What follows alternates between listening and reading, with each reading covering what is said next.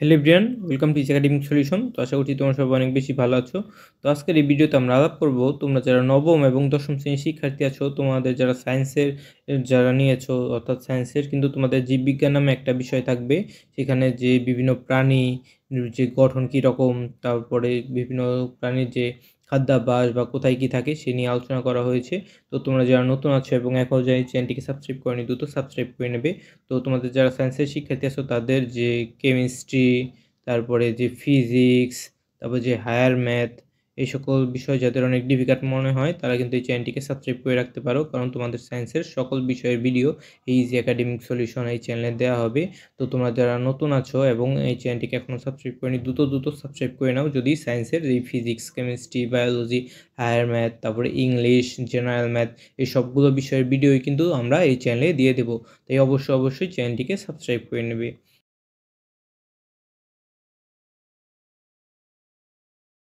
তো চলো আমরা দেখে নেই, তোমাদের তো নতুন ক্লাস শুরু হয়েছে। তো তোমাদের যে জীববিজ্ঞান নবম ও দশম শ্রেণীর যারা শিক্ষার্থী আছো, তোমাদের কিন্তু সেম বই আবারও বলে দিচ্ছি। তো 9, 10 সবাই এই ভিডিওটা দেখতে পারো। তো তোমাদের যে জীববিজ্ঞানের যে প্রথম অধ্যায়টা আছে, সেই প্রথম অধ্যায় নিয়ে আজকে আলোচনা করা হবে। তো এই বইটা কিন্তু 2025 সালে তোমরা এখানে দেখতে পাচ্ছ লেখা আছে।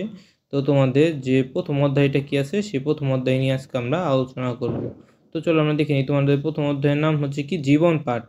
তো এই জীবন পাঠে তোমাদের কি পড়তে হবে এবং কোন বিষয়গুলো তোমরা পড়লে পরীক্ষায় ভালো করতে পারবে সে ব্যাপারে আজকে আলোচনা করব। তো দেখো, এই প্রথম অধ্যায়ের নাম কি তোমাদের জীবন পাঠ। তো এখান থেকে তোমরা কি পড়বে সেটাই আজকে আমরা বলে দেব, এবং কোন বিষয়টা কীভাবে পড়লে সহজ হয়। তো এখানে বলা হয়েছে মানব সভ্যতার বিকাশে বর্তমান শতকের চ্যালেঞ্জ হচ্ছে কি খাদ্য উৎপাদন, চিকিৎসা সাহায্য, উৎসায়ন এবং যে বিরূপ পরিবেশে যে জীবের অস্তিত্ব রক্ষা। তো তোমাদের কিন্তু বহু নির্বাচনী প্রশ্ন থাকবে, সেখানে কিন্তু এই একটা কোশ্চেন হতে পারে এখান থেকে, যে বর্তমান শতকের চ্যালেঞ্জ কি।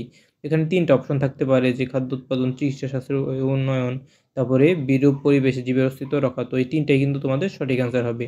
তো আমি তোমাদের পড়ানোর পাশাপাশি নৈর্ব্যক্তিক বা এমসিকিউ কোশ্চেন কী আসতে পারে সেগুলো একটু বলার চেষ্টা করবো। তোমরা ভিডিওটা তাই মনোযোগ সহকারে দেখবে, ঠিক আছে? তো এরপরে যদি আমরা বাকি অংশে চলে যাই, যে অধ্যায় শেষে আমরা কোন বিষয় সম্পর্কে জানতে পারবো, দেখো এটা এখানে বলা আছে যে জীববিজ্ঞানের ধারণা ব্যাখ্যা করতে পারবো, জীববিজ্ঞানের প্রধান শাখাগুলো ব্যাখ্যা করতে পারবো। তারপরে তোমার যে আরও কী আছে, যে জীবের যে শ্রেণীবিন্যাস আছে সেই শ্রেণীবিন্যাসটাও আমরা কী করতে পারবো, ব্যাখ্যা করতে পারবো। তো এইভাবে মূলত এই বিষয়গুলো আমরা জানতে পারবো, ঠিক আছে? তো আমরা একটু পরবর্তী পার্টে চলে যাই, দেখি পরবর্তী পার্টে আমাদের কি বলা হয়েছে। তো দেখো এখানে আমাদের প্রথমে কি আছে, যে জীববিজ্ঞানের ধারণা অর্থাৎ জীববিজ্ঞানটা মূলত কী। এখান থেকে অনেক কিছু আছে, এই সব কিছু তোমার পড়ার দরকার নেই, আমি যা বলছি তোমার সাথে সেগুলো বললেই হবে।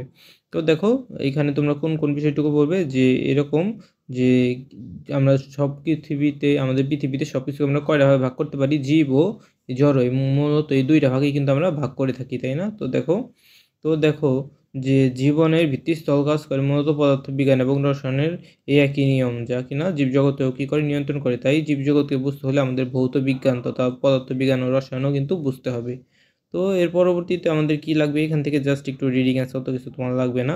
আসলে যে এখানে এই কথাটুকু লাগবে, যেটা কিন্তু তোমাদের এমসিকিউ পরীক্ষায় আসতে পারে, যে জীববিজ্ঞানকে ইংলিশে কী বলা হয়, বায়োলজি বলা হয়। এবং এটা কী শব্দ দ্বারা তৈরি, একটা গ্রিক শব্দ বায়োস অর্থ জীবন এবং লগস অর্থ জ্ঞান। অর্থাৎ এই 2টা কোশ্চেন কিন্তু তোমাদের অনেক সময় আসে, যে বায়োস মানে কি এবং লগস মানে কি, ঠিক আছে? তো এই অংশটুকু তোমরা দেখবে। এরপরে তোমরা যে তোমাদের যে জীববিজ্ঞানের যে শাখাগুলো আছে, তোমাদের কোন শাখা আছে সেই শাখাগুলো দেখতে পারো। তো এখান থেকে জাস্ট একটু তোমরা রিডিং পড়তে পারো নিজেরাই, এখান থেকে যে বিষয়গুলো আছে তুমি একটু রিডিং পড়ে নেবে, অতটা ইম্পর্টেন্ট কিছু এখানে নেই। এখানে বলা আছে কি, যে অন্তর্ভুক্ত শাখাগুলোকে আমরা কয়েকভাবে ভাগ করতে পারি, সেই শাখাগুলো বলা হয়েছে। মূলত আমরা যে ভৌত শাখায় আমাদের কি থাকে, দেখো যে আমাদের ভৌত শাখায় মূলত এই যে এখানে বলা হয়েছে আমরা এই মৌল ও ফলিত এই 2 ভাগে আমরা ভাগ করে থাকি মেনলি। এরপরে আমাদের যে ভৌত শাখায় কোন বিষয় সম্পর্কে আলোচনা করা হয়, এই বিষয়গুলো কিন্তু ইম্পর্টেন্ট। এটা একটু তোমরা মনোযোগ সহকারে দেখবে, যে ভৌত শাখায় আমাদের কি থাকে।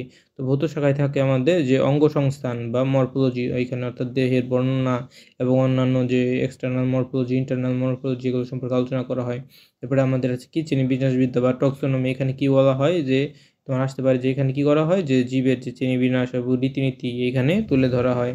এর পরবর্তীতে দেখো আমাদের কি আছে, এর পরবর্তীতে আছে হচ্ছে আমাদের মূলত যে শরীরবিদ্যা বা ফিজিওলজি। তো ফিজিওলজিতে আমাদের কোন কোন বিষয় থাকে দেখো, আমাদের শরীরের বিভিন্ন গঠন, শ্বসন, রেচন, আমাদের এই বিষয়গুলো এখানে উল্লেখ থাকে। এর পরবর্তী পার্টে কি আছে হিস্টোলজি। হিস্টোলজিতে কী থাকে, যে টিস্যু সম্পর্কে আলোচনা করা হয়। তো আমাদের যে টিস্যু এবং এর কার্যাবলী, এটা আমরা কোথায় পাই, আমরা হিস্টোলজিতে পেয়ে থাকি। এগুলো কিন্তু তোমাদের এমসিকিউ পরীক্ষায় আসবে। এবং এরপর কাছে কি ভ্রূণবিদ্যা বা এমব্রিওলজি, এটাই কোথায় আলোচনা করা হয়, যে জনন কোষের উৎপত্তি, নিষিক্ত জাইগোট থেকে ভ্রূণের সৃষ্টি, এই সকল কিছু কোথায় আলোচনা করা হবে আমাদের, যে এই ভ্রূণবিদ্যা বা এমব্রিওলজিতে আলোচনা করা হবে। এর পরবর্তীতে আমরা যদি একটু নিচে যাওয়ার চেষ্টা করি, দেখো নিচে কি আছে, আমাদের যে কোষবিদ্যা, কোষ অর্থাৎ কোষ সম্পর্কে আমাদের কোথায় আলোচনা করা হয়, দেখো যে কোষের গঠন, কার্যাবলী, বিভাজন, এটা আমাদের যে কোষবিদ্যা বা সাইটোলজি, এইখানে আলোচনা করা হয়ে থাকে মেইনলি, ঠিক আছে। এরপর আমাদের যে জিন এবং যে জীবের বংশগতি সম্পর্কে কোথায় আলোচনা করা হয়, এটা হয় যে আমাদের যে জেনেটিক্স ধাপটা, সেই জেনেটিক্স, এটা মূলত আলোচনা করা হয়ে থাকে, ঠিক আছে। এরপর কি আছে বিবর্তনবিদ্যা, অর্থাৎ জীবের যে বিবর্তন, প্রাণের বিকাশ, এই সম্পর্কিত কোথায় আলোচনা করা হয়, ইভোলিউশনে আলোচনা করা হয়। এবং যে আমাদের যে প্রাকৃতিক পরিবেশের সাথে জীবের আন্তঃসম্পর্ক, এটা যে কোথায় আলোচনা করা হয়, এটা ইকোলজিতে আলোচনা করা হয়। এর পরবর্তী অংশে যদি আমরা চলে যাই, যে জীবের যে হরমোন থাকে, এই হরমোন সম্পর্কিত আমরা কোথায় পাই, হরমোন আলোচনা করা হয় আমাদের যে এন্ডোক্রাইনোলজি অংশে, ঠিক আছে। এবং আমাদের যে পৃথিবীর বিভিন্ন যে ভৌগোলিক সীমারেখা যে আছে, এটা আমাদের আলোচনা করা হয় হচ্ছে বায়োজিওগ্রাফি অংশে। তো এখন আমরা একটু নিচে যাই, আমরা আবার কী পাবো, ওই যে ফলিত জীববিজ্ঞান। ফলিত জীববিজ্ঞানের আন্ডারে কী কী থাকে দেখো, অর্থাৎ যেগুলো আমরা যে প্র্যাকটিক্যাল লাইফে বিভিন্ন কাজ টাজ করে থাকি, সেগুলো যেমন যে প্রাগৈতিহাসিক জীবের বিবরণ ও জীবাশ্ম আমরা কোথায় পাই, এই সম্পর্কিত ধারণা পাই আমরা যে জীবাশ্ম বিজ্ঞান বা প্যালিওন্টোলজিতে। তারপরে জীব পরিসংখ্যান বিজ্ঞান, এটা পাই কোথায়, যে এখানে। তারপরে পরজীবিতা, এই সম্পর্কিত আমরা পাই যে প্যারাসাইটোলজিতে। তারপরে যে মাছ, এগুলো নিয়ে আলোচনা করা হয় ফিশারিজে বা মৎস্য বিজ্ঞানে। এবং এই কীটপতঙ্গ নিয়ে আলোচনা করা হয় কীটতত্ত্ব বা এন্টোমোলজিতে। জাস্ট এই বিষয়গুলো তোমরা একটু দেখে রাখবে, তোমাদের অনেক সময় এমসিকিউ কোশ্চেন আসতে পারে। এবং তোমার যে ভাইরাস, ব্যাকটেরিয়া, এগুলো কোথায় আলোচনা করা হয়, যে মাইক্রোবায়োলজিতে।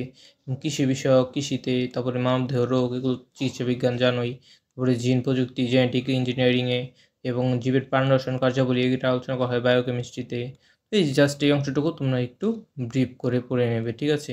এবং বন বিজ্ঞান সম্পর্কিত ফার্মেসি, এগুলো জাস্ট একটু পড়ে নিলেই হবে। তো দেখো আমাদের এই অংশের পরে আমাদের কিছু কী থাকবে, একক কাজ থাকবে। তো এখানে দেখো একক কাজের ভিতরে কী থাকবে, যে নিচের চিত্রটি দেখে কোনটি জীববিজ্ঞানের কোন শাখার অন্তর্ভুক্ত তার একটি তালিকা তৈরি করো। অর্থাৎ এখানে কোনটা কোন শাখার অন্তর্ভুক্ত। যেমন এখানে প্রথমে কি আছে, মাছ নিয়ে আলোচনা করা হয়েছে, ঠিক আছে। একটা মাছের চিত্র দেখতে পাচ্ছি, তো মাছ নিয়ে আলোচনা করা হয় আমাদের কোন অংশে, আমরা দেখতে পাচ্ছিলাম এই যে মৎস্য বিজ্ঞান বা ফিশারিসে, ঠিক আছে। আমরা লিখবো কি ফিশারিস। এবং এরপর আমরা যে কীটপতঙ্গ দেখতে পাচ্ছি, একটা মাকড়সা দেখতে পাচ্ছি। তো কীটপতঙ্গ আমাদের আলোচনা করা হয় কোন প্রযুক্তিতে, আমরা তো দেখেছি এই যে এন্টোমোলজিতে। তো আমরা জাস্ট এই অংশগুলো কোনটা কী আছে, এগুলো খেয়াল করবো এবং লিখবো। এবং উদ্ভিদ নিয়ে কোথাও আলোচনা করা হয়।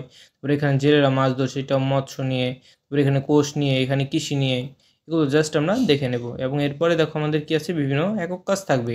তো একক কাজের ভিতরে আমাদের কী আছে দেখো, একক কাজ কী আছে, কাজ দৈনিক পত্রিকায় প্রকাশিত যে জীববিজ্ঞানের খবর থেকে যে জীববিজ্ঞানের শাখার তালিকা তৈরি করতে হবে আমাদের। তো এখানে আমাদের কী কী কাজ আছে দেখো, এখানে আমাদের কী কী লাগবে এটা করার জন্য। এটা করার জন্য আমাদের মূলত যে দৈনিক সংবাদপত্র লাগবে এবং অনেক কিছু লাগবে আরও। আমাদের 3 থেকে 5 জনের দল করতে হবে। এবং দৈনিক পত্রিকায় যে আমরা একটা খবর খুঁজে বের করবো, যেখানে জীববিজ্ঞানে একাধিক শাখার সম্পৃক্ততা রয়েছে। এবং এটা আমরা আর্ট পেপারে করে কাটিং আঠা লাগিয়ে আমরা সাইন পেপার দিয়ে শাখাগুলোকে আলাদা করতে পারি। তো এই অংশই ছিল আজকের পড়া। তো আমরা আগামী ক্লাসে কী করব, আগামী ক্লাসে আমরা তোমাদের যে জীবের শ্রেণীবিন্যাস আছে, কীভাবে জীবের শ্রেণীবিন্যাস করতে হয়, এবং শ্রেণীবিন্যাসের উদ্দেশ্য কী, এবং জীবজগতের শ্রেণীবিন্যাসটা মূলত কীভাবে আমরা করতে পারি, সে নিয়ে আলোচনা করার চেষ্টা করব। তো আজকে এ পর্যন্তই থাকলো। আমরা আজকে কোন পৃষ্ঠা পর্যন্ত পড়লাম দেখো, এখানে 6 পৃষ্ঠা পর্যন্ত পড়লাম। তো এই ভিডিওটি যদি তোমার ভালো লেগে থাকে, তাহলে অবশ্যই ভিডিওতে একটি লাইক এবং চ্যানেলটিকে সাবস্ক্রাইব করতে ভুলবে না। তো সবাইকে ধন্যবাদ জানিয়ে আজকে আমরা এখানেই শেষ করছি।